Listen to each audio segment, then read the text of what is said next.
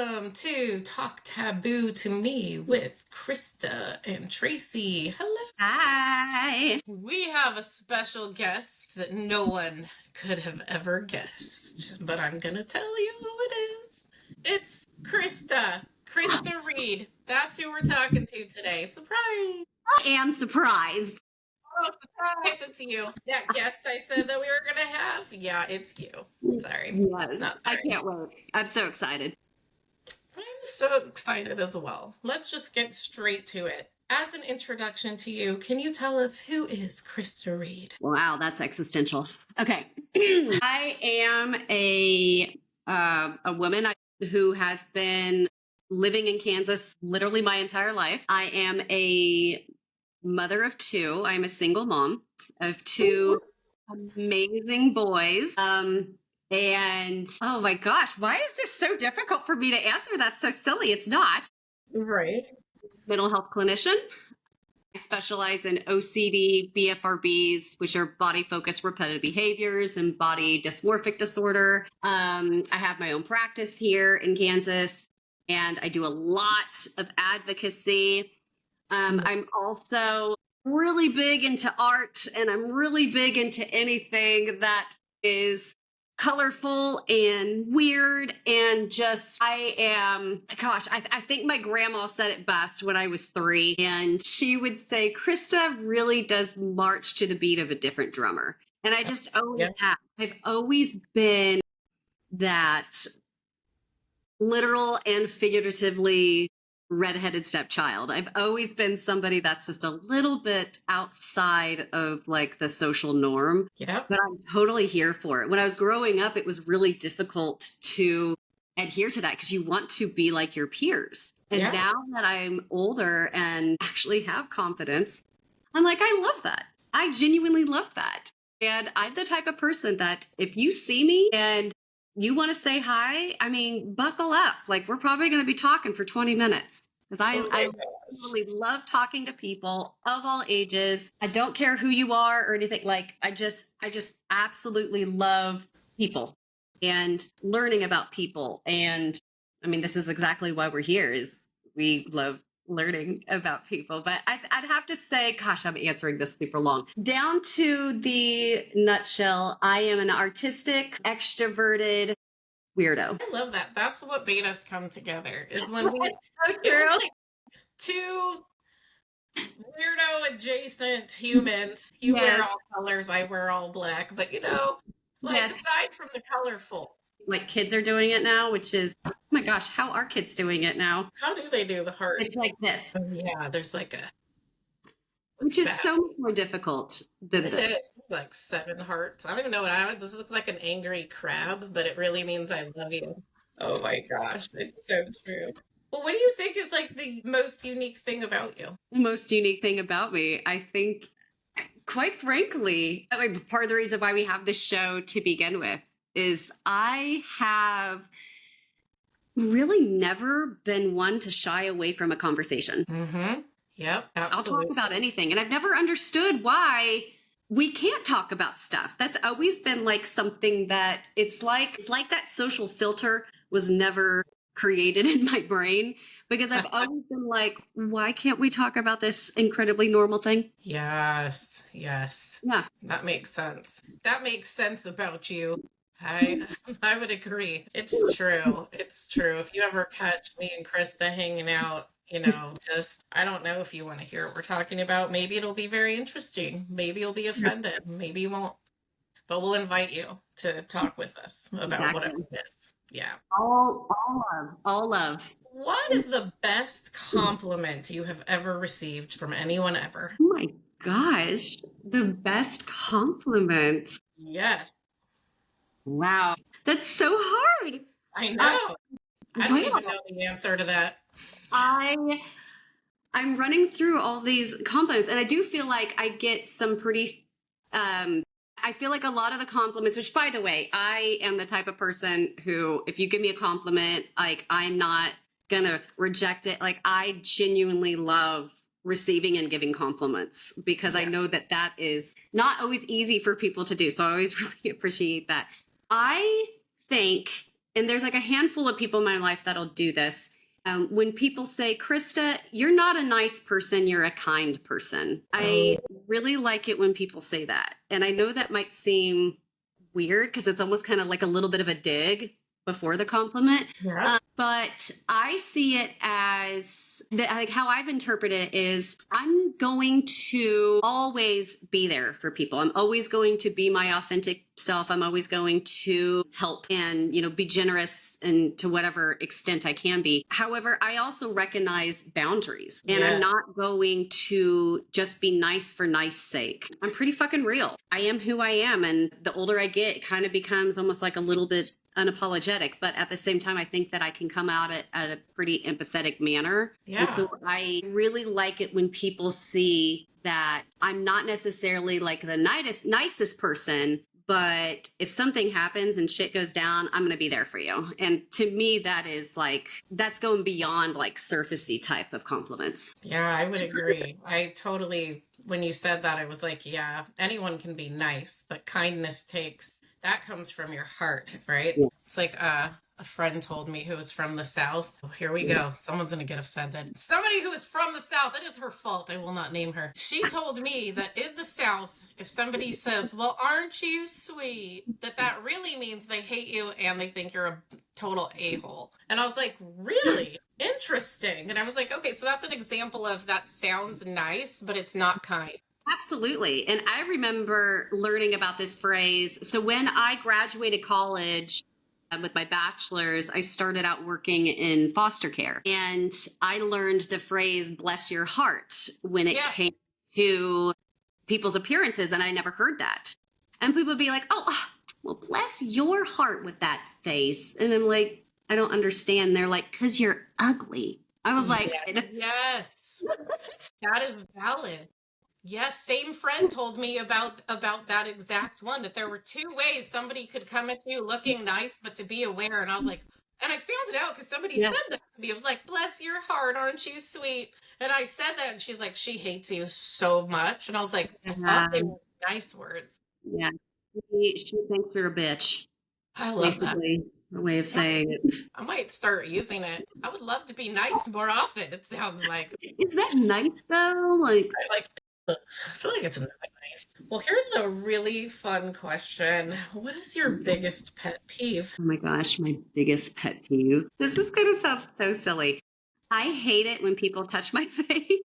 When people touch your face like uninvited? Yes, I hate it. People might say, well, how often does that happen? It happens more often than you realize, especially if it's a pet peeve. I had this girl that I had a couple classes with in college, and she would always take her fingertips and just go like this over my face.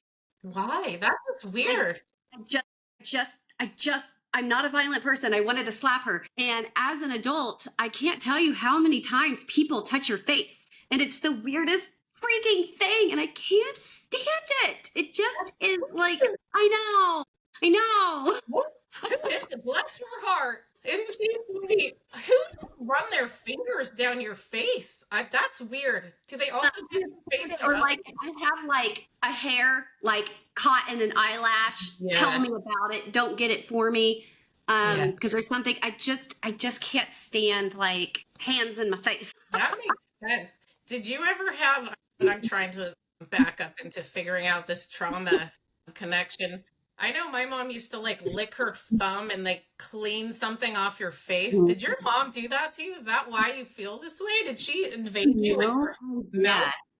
I have no idea. I'm gonna have to ask her about This could be her fault. I have no idea. It's gonna be my mom's fault. What a therapist way of looking at it. Like it has to come from your parents. Yeah, Somehow. it's your fault. She licked your face constantly, and yeah. Oh, I hated that. My mom, I would smell her breath like after she wiped, and I'm just like, who does that? Oh, Who does that? Does it lick your thumb and then clean me? Send nasty. me to a sink. No.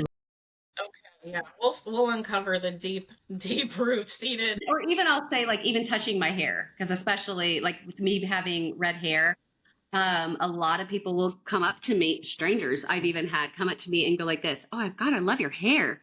Like, Oh, wow. like I'm such a personal space person. And yeah, that's just always weird to me when people invade that. No, I think that makes 1,000% sense. Yeah, I like to always think of myself and others as standing in one of those enclosed old school telephone booths. And I'm like, that's my space and you have yours. We're both in our telephone booth. And if you want to put your booth on my booth, we're going to talk about it first. Don't pick up my phone. Don't touch her face. That's rough. What keeps you up at night? Boy, it keeps me up at night. Gosh, if you would have asked me this a while ago, I probably would have had a lot of answers, but man, I'm a pretty good sleeper. But I Somebody know touches your face at night. Does like that keep you up? Is there like a face toucher that comes in the night? No, that no, doesn't keep you there's up. not. But I'll say, like, in terms of like what maybe kind of like bothers me excessively, I get really irritated.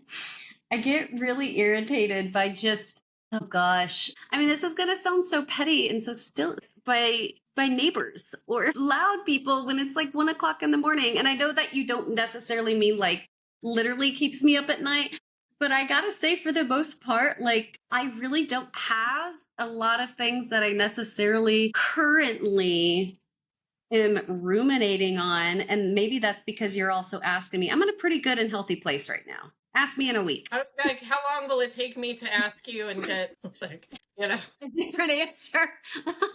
like my stalker? I'm like, oh yeah, well, that makes sense. The guy that climbs in my window at night keeps me up. Like, okay, that makes sense now.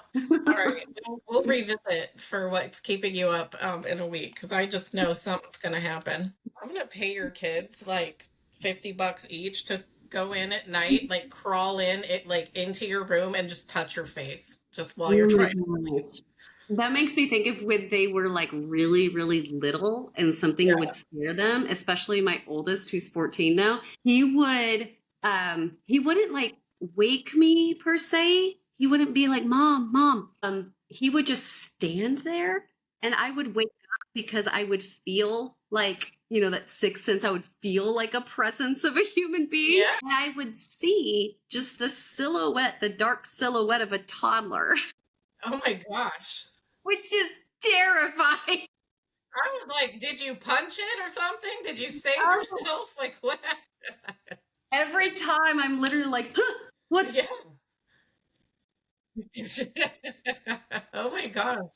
Especially being a horror film buff, I can only imagine what first comes to your mind when there's a all the creepy horror? Well, child not in the just that, but just the sheer terror where you're not entirely awake. Like yeah. this is how I die. This is it.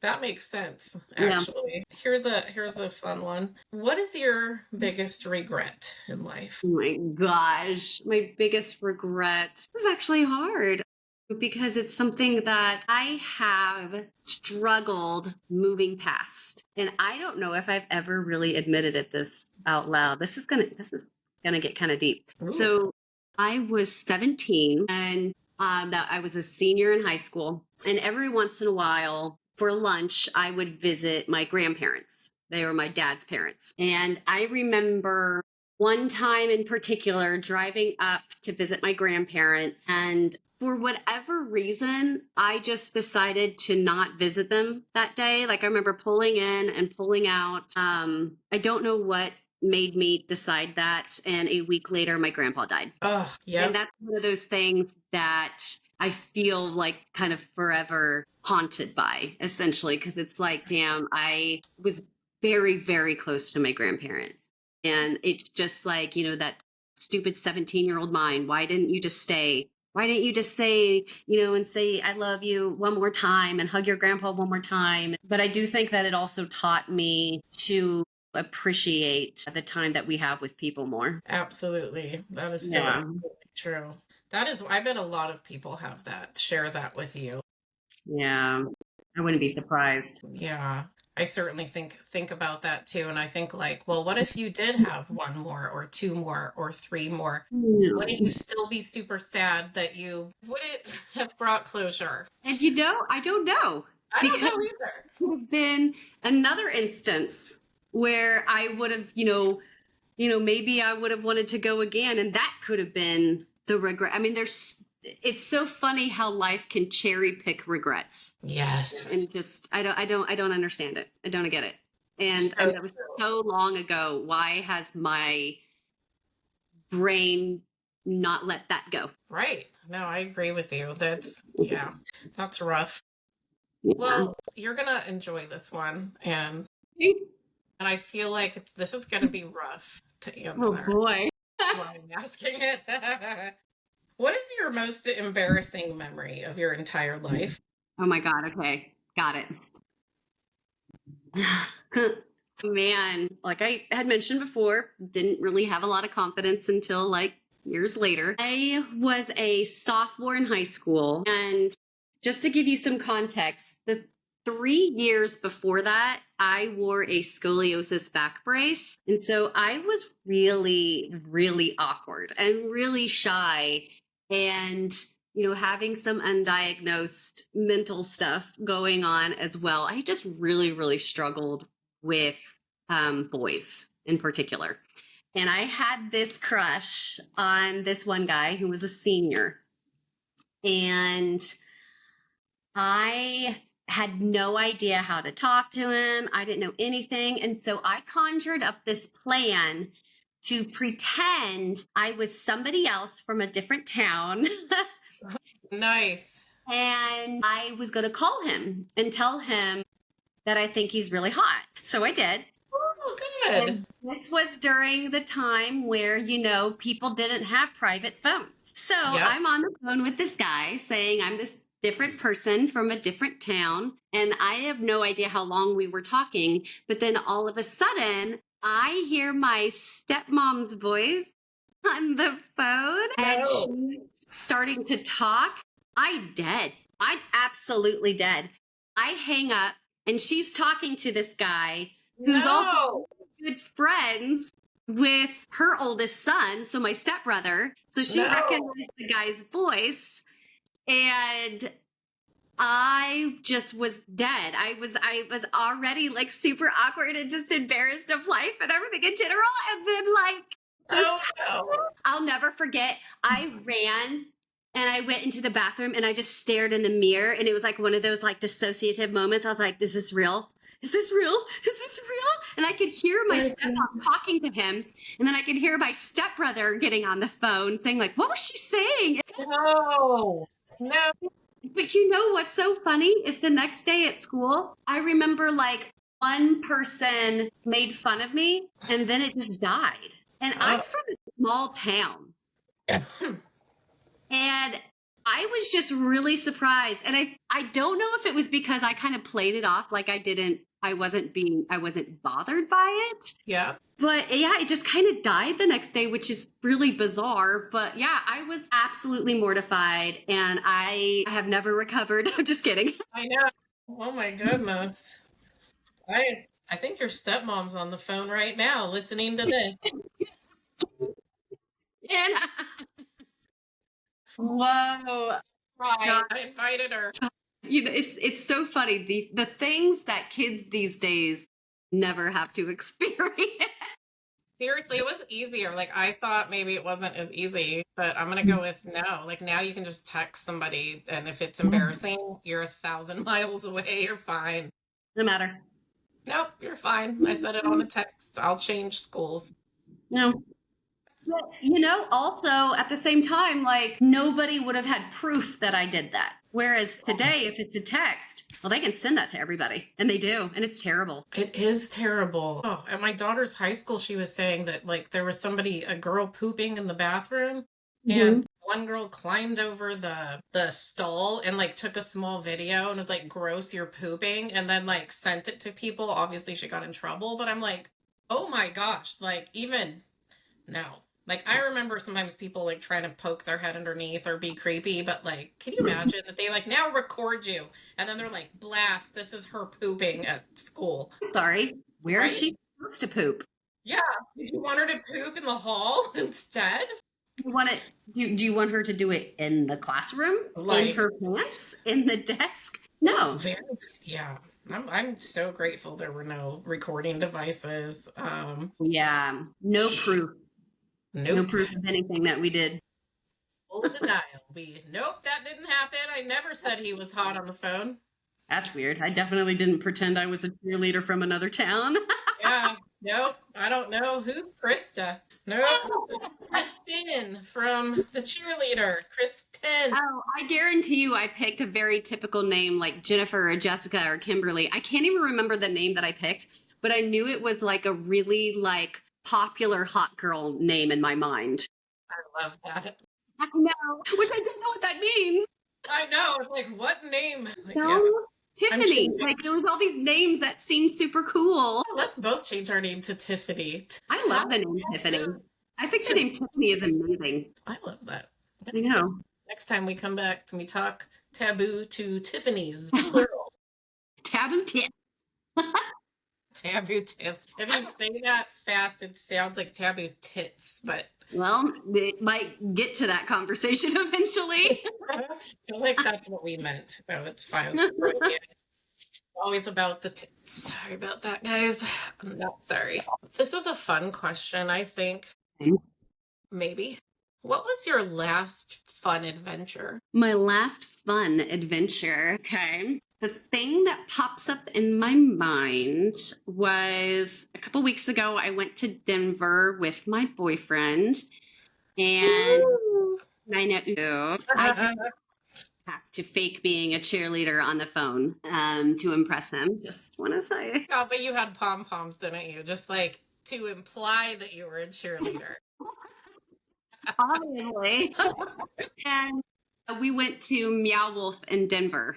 And I mean, I think we were there for like 3.5 hours. And they had this, oh my gosh, I can't even think of it. It was kind of almost like a scavenger hunt story type of a thing that they did. And we just had so much fun finding these little boxes that were telling us stories and trying to put pieces together. And not only that, just creating our own stories. And there was this one room in particular.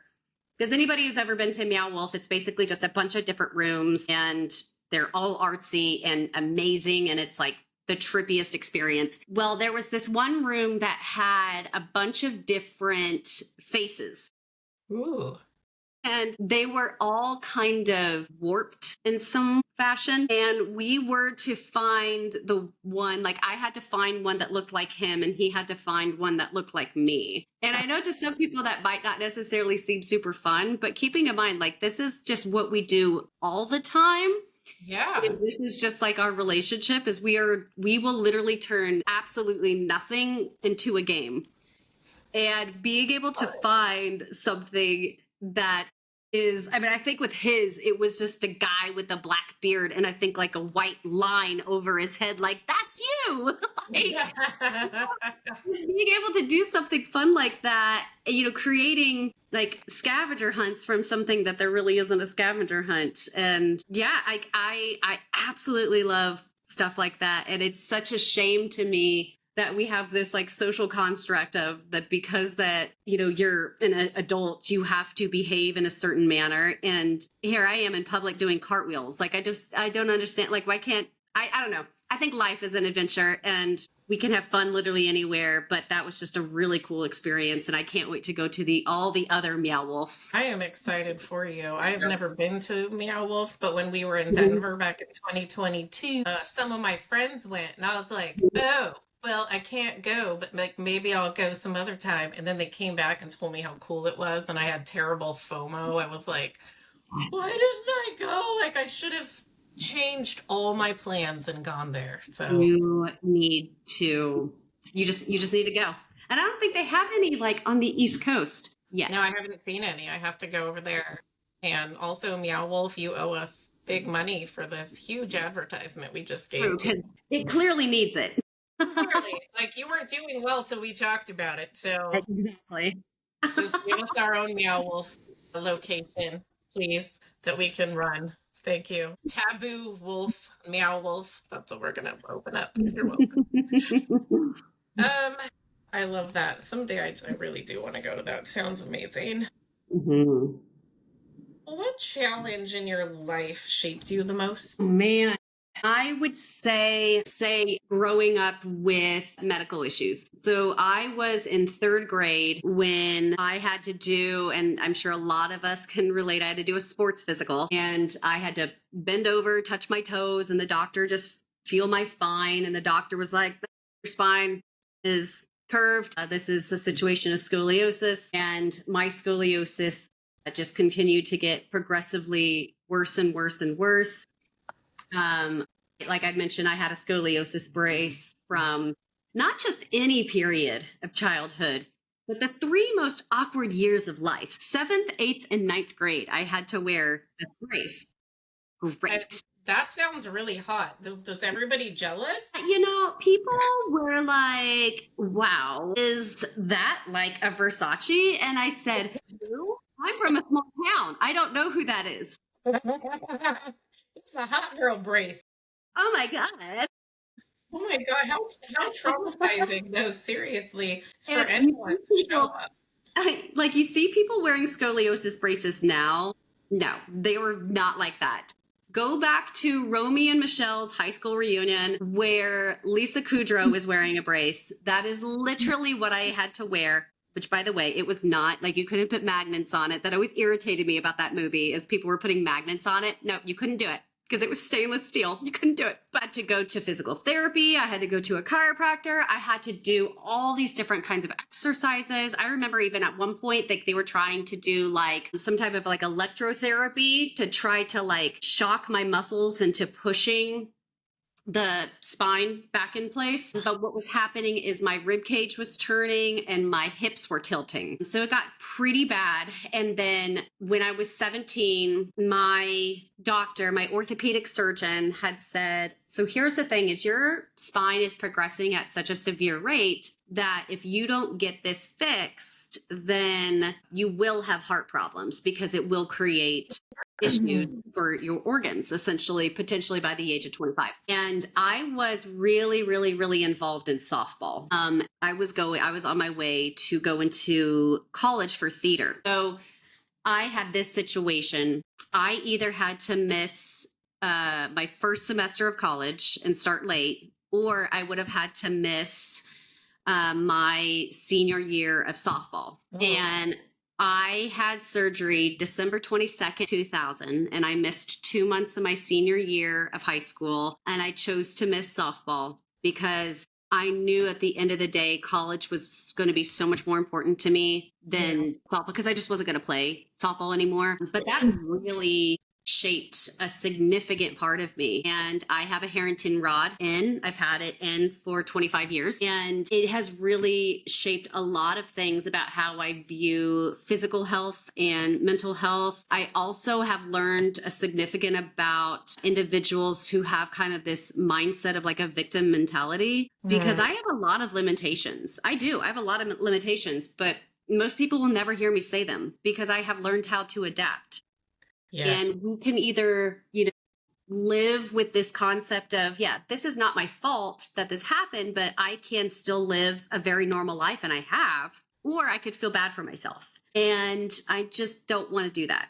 And that's not going to help me. That's not going to help anybody. But yeah, I'd say I can't think of anything more impactful than the fact that I had back surgery when I was 17 years old. Oh my goodness. Yep. Oh, I totally get that because I had a kid in my elementary school that had a brace, and I think I stared at him a lot I'm because I sure. had a lot of questions. It was just, but I never asked the questions. It was just like, but yeah, I can only imagine because I know kids are mean. Nobody likes anything that stands out.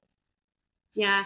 And now I say, hey, I got a wicked scar. If anybody ever wants to see my scar, not like sexual or anything, but it literally goes from my tailbone to the bottom of my neck. Wow. That's nuts. That's actually kind of cool because you're kind of like the Sally from Nightmare Before Christmas. You know how she's got like the stitch up through different parts of her Yes. body? I'm like, you're basically cool like Sally. Thank you.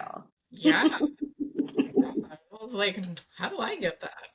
That's a really good question. Man, your questions are hitting some deep shit. Yeah, I asked your stepmom. No, I'm kidding. How do I get her?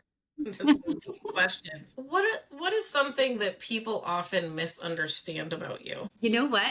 I'm going to turn this around. What do you think? Like when you met me, what did you misunderstand about me? Oh, that's a great question. Thank you. That's called Yeah, what did I misunderstand about you? turning on you. Did I have a misunderstanding about you? I'm trying to think of like what did I think of you before I knew you? I thought you were very colorful. I thought that you seemed like a lot of fun. I thought it was cool that you were into taboo things. I don't remember. I maybe I'm like also altered because because we're close and I don't have. There. I'm like, mm, I'm trying to think about it though. Maybe, maybe actually in like a moment, maybe I thought you were clicky, Yeah, I can see like that. a clicky girl with some clicky people. Maybe that. I'm trying to like any moment that I can scan in my mind. And I'm like, oh, she's with her clique. Maybe that. Nothing too terrible. I don't tend to put really harsh things on people. I mean, if you were like wearing a swastika, I could definitely answer you what I would have judged you as. I'd have been like, that's crazy, Krista. Like, don't talk to me. As you should judge me. But I'm like, was there anything? No. I mean, That's maybe fair. there. That's Yeah. fair. That's interesting. I haven't gotten the clicky thing as much. I can see it though, because I definitely like. I mean, we all have like obviously a group of people that we like to hang around. But I've been this way since I was younger. Like I've never really had a tribe or a wolf pack or anything. Like I've always been like, I'm friends with the jocks, I'm friends with the band people, I'm friends with the theater people, I'm friends with the goth kids. Like I've never really just had a consistent group of friends, which I always think is really funny that when I have like birthday parties or anything, almost none of my friends know each other. That's nuts because you're so clicky that you click everywhere. Yeah. I'm so clicky, I click everywhere. That literally makes no sense. Yeah, like it.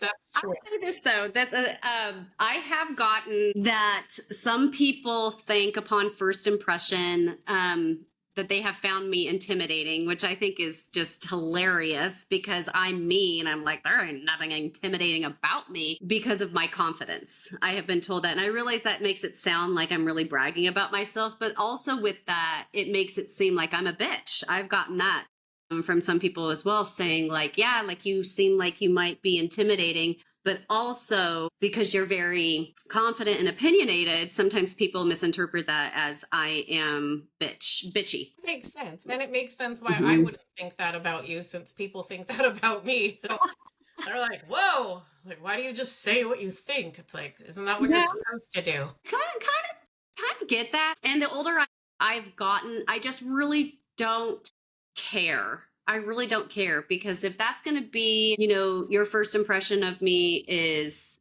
like on this negative and you don't know me, then I don't know if we're really going to mesh or get along. But I get it. And I think that that's also kind of just society puts these concepts of confident women who speak their mind into this like you're a bitch. Like, Yeah, no, I can just disagree. right. I can disagree, and I can be a bitch, and those are separate. Yeah. Yeah. Hmm. Just saying. Yeah. Exactly. I like that. I like that. What is a common myth about your profession that you'd like to debunk? A common myth about my profession that I'd like to debunk. Oh boy, a common myth about being a clinician that we can't turn it off. I get really irritated by that when people like if I'm out in public or something and you with friends or family and I'm not doing therapy because I know the difference of when I'm doing therapy and I'm just like spitting facts, quite Yep. frankly. I can't fucking stand it when somebody who's a non therapist says the same thing that I'm saying, but they're not getting their finger pointed, or there's no fingers pointed at them like, you're doing therapy. If I say the same thing, it's like, you're doing therapy. No, no, I can still like say a fact about something. For instance, vitamin D can help with your mood if you take that. That's Lie. just a fact. And No. people might say, can you like not do therapy on me right now? And I'm like, Yeah. I'm not. I'm not. And then on the reverse side, I don't like it when people ask me to diagnose them or give them free therapy. I don't get, I used to get the first one quite a bit. I'm like, we can't turn it off. Mm-hmm.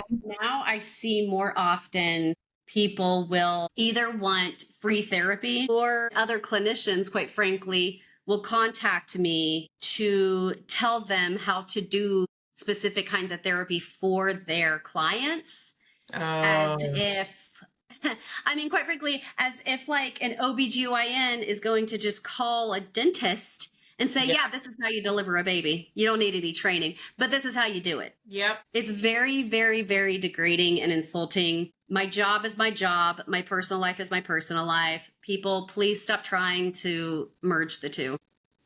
Yeah. Well, I get that. I think we do get that as therapists. That they think everything that comes out of your mouth is therapy. And sometimes it might be a fact that you know because you're a therapist, like, you Absolutely. know, a fact about it's better for kids to X, Y, and Z for their, I don't know, whatever, insert words. Sorry Yeah. if I know that because I'm a therapist doesn't mean I'm doing therapy. I'm sharing a fact like somebody else who might share a fact. Well, I see it as like, let's say that you are having like a group dinner and one of them just so happens to be like a physician Mm-hmm. and somebody has like an injury or whatever. And the doctor says, well, this is da da da da da. We as a society are going to be like, oh my God, okay, this is what we need to do. And we Yeah. just take that physician at their word. But if we as like parents all get together and somebody is saying something like, well, my child is really struggling to follow directions, they're struggling with sleep, blah, blah, blah, blah. If we say, hey, you might want to get them evaluated, I'm sorry. Yeah. Are you telling me that my kid needs to, are you telling me that, like, whatever, man. Right. You're It's like, like what? you tell me you don't want it, but then you do when it's convenient for you. And if I talk, I can't turn it off. Like it's so freaking misleading that now I've just gotten to the point to where I'm like, I just don't even say anything anymore because no. That's fair. No, that's fair. And trying to shut off people using you as a therapist. Yep. Yeah. Yeah. I got that when I started. When I was in school, family members were like, oh, I have a sex question and I know you're becoming a sex therapist. I'm like, shut it off. I will never unsee that, nor am I your therapist. So Yeah. I don't want to look people in the Yeah. eyes and see Yes. things I don't And want to by see. the way, family members, if it's blaringly obvious, we're not trying to diagnose you. It's No. just easy to diagnose you, okay? We're not doing it. We're not sitting out and like, okay, so I'm going to write down this case conceptualization and put down all of this stuff as to what this family member does. No, it's like fucking so and so has bipolar disorder, and I don't even need to tell you why Right. because they don't believe in therapy. They're not going to get better. But I digress. We're not doing it on purpose, but sometimes, man, family members, you make it very obvious that even a brand new psych major can figure it out. That's right. I agree. I agree. Yeah. Mhm. To this day, there's things I don't want to know that I know. And Exactly. yeah, yeah, that's what I say about that. How dare you? Okay, I have one. This might be your last question. I don't know. We might have two. We'll see how you feel. Okay. What is a book or movie that has profoundly impacted you and why? Okay. I'm going to say a book, which makes me sound really smart. I love that. Put on your glasses and then say book word. It is called The Upside to Your Downside. Ooh. And I read it many years ago, and I'd say that it is the most recommended book I have ever provided in my practice. Not only has it made me just kind of realize, essentially, just culturally speaking, this like addiction to comfort that we have, but it has also allowed me to even see that, well, quite frankly, it's okay to have taboo thoughts. It's okay to want to have these hard discussions. We learn from this. We learn from the discomfort. We don't learn from success. We learn from failure and being able to thoroughly understand that we need to have the downside. We need to have the ugly. We need to have the dark. We need to have all of this. Otherwise, we're just not going to be resilient, or we're going to be like so grandiose that we're going to have these expectations that everybody is going to fall in line and do everything that we want. And then we're just basically going to be disappointed forever. Yeah, I mean, gosh, this book, it's absolutely fantastic. And even a few years ago, I was like, I told my dad, because my dad really is a big reader. I was like, Dad, you've got to read this book. And he said the same thing. He was like, really, really, really impressed with it, because I feel like in the terms of like self-help and psychology, there's only so many books I can stomach on think happy and think positive, when I think that that is very toxic, that we really have to embrace that. Look, it's okay to feel whatever you're feeling. And it's quite frankly, it's okay if you have that fucked up thought once in a while, and normalizing particular things. It's the behaviors that truly define us, not necessarily our thoughts. But then also realizing that, quite frankly, like on a sexual sense, it's okay to have some pretty dark desires as long as they're consensual. And being able to realize that there's so many facets of our upbringing, wherever we're from, maybe there was like a religious stuff or cultural stuff or just whatever, that we as human beings are continuing to evolve and figure out so many different things, that down to the core, what we really can do just as a human species is stay curious. Yeah. If you're having, you know, a desire, a will that seems like it might be on the dark side, if it's not actually hurting yourself, hurting other people, or hurting things, I'm not saying like necessarily lean into it, but maybe be curious about that. Like, what is that is maybe stimulating to you or pleasurable to you, or quite frankly, just even like raising particular questions. I see it as, people who enjoy true crime. Yeah. That's very taboo, obviously.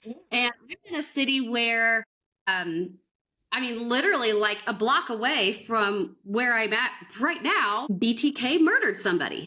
So I used to work with somebody who was affected by BTK, and hearing that from a family perspective really shed some light in terms of how, obviously having true crime as entertainment pays a price, because these are actual like real people. But then again, we as a society have made it seem okay to enjoy something like true crime. But there's so many facets of other areas that's not okay. And yeah, and that's where I just say stay curious and find your people that you can talk to about this in a really safe manner. That's how we found each other. Yeah. All right, this is a good closer question. What legacy do you hope to leave behind? No big deal, it's just a legacy.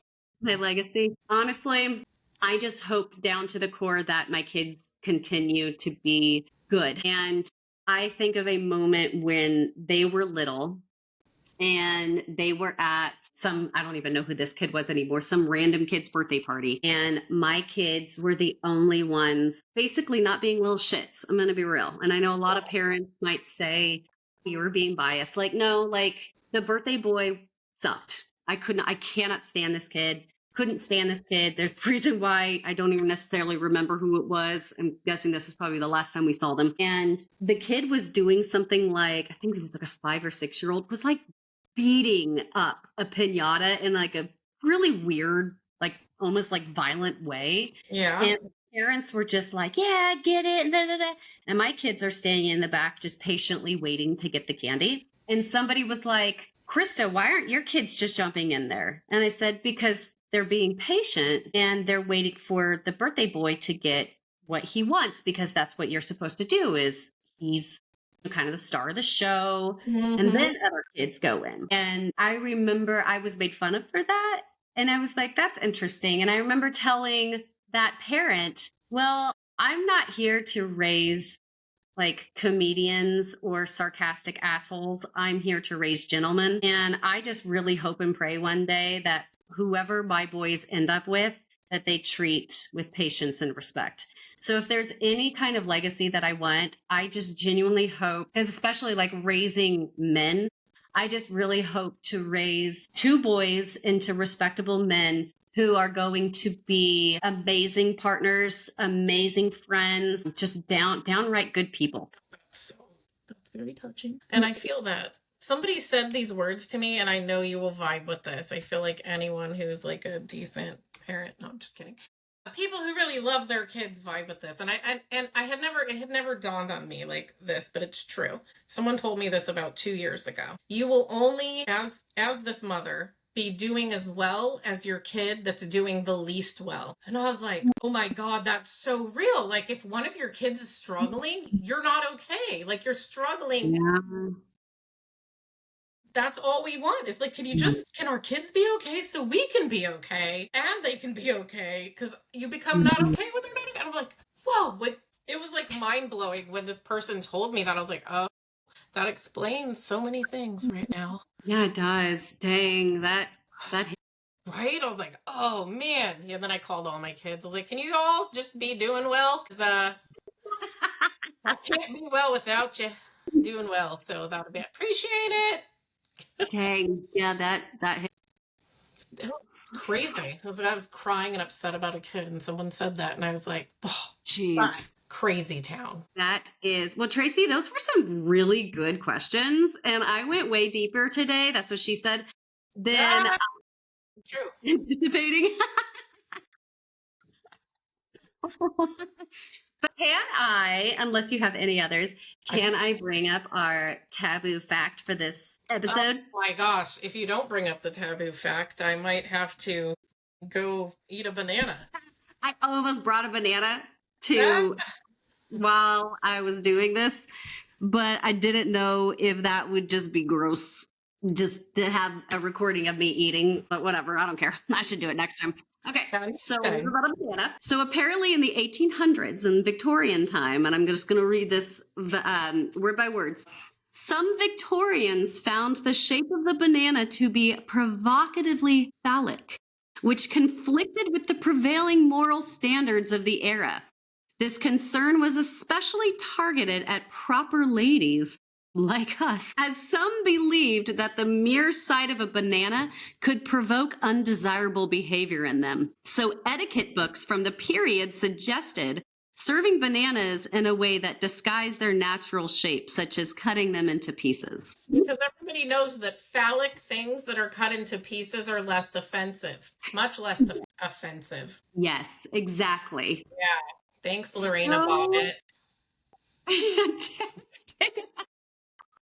She was trying to teach us something. Oh my gosh. Do you remember that song that used to be sang about her? It was like, in the bedroom, the mighty bedroom, the Bobbit sleeps tonight. We didn't have a fun song about her. I remember singing that on the playground at school. Oh, and it was like, Lorena has a knife. I love it. No, we didn't have that fun song. We had other offensive songs. We'll have to have like offensive kids song night, you and I, where we just sing each other all of the taboo and offensive songs that we learned from elementary forward. Yeah, I was in elementary school singing that on the playground. What is wrong with me? Wild. That's wild. Well, and she was following the Victorians, and she was following directions. She was following directions. They definitely didn't say that about the situation in the 90s. No. I feel like everyone has to know who this is. If you don't know who it is, Lorena Bobbitt cut off her husband's penis in the night, and then didn't they find it? Like, did she throw it on the lawn or something? I know she like chucked it somewhere, or maybe this was the Lord. Right. That sounds right. She just drove somewhere and threw it. Yeah. Weren't they able to like retrieve it and put it back on? I feel I cannot erase the facts from the myths that I was hearing in school, so I don't know the facts, but I feel like that. I was like, I think she cut it off, and then she like went for a drive, and then she threw it out a window, and then like somebody got it out of the grass or something and then sewed it back Man. on. Yeah, that could also not be true, but To be the car right behind her, just see that thing flopping out the window. you would have no idea. You'd be like, litter, stop littering. You wouldn't even know. Is that a full bratwurst that she Yeah. just Casey, this was so much fun, and you did a fantastic job interviewing. So kudos to you. Kudos to you as well. Vaginal kudos to you for doing a great job. Thank you. All right, we're good. Talk Taboo to Me. It was episode 2, and crushed it. More to come. Yes. All right. Underline come. Wonderful. Have a beautiful week, everybody. Peace out, y'all.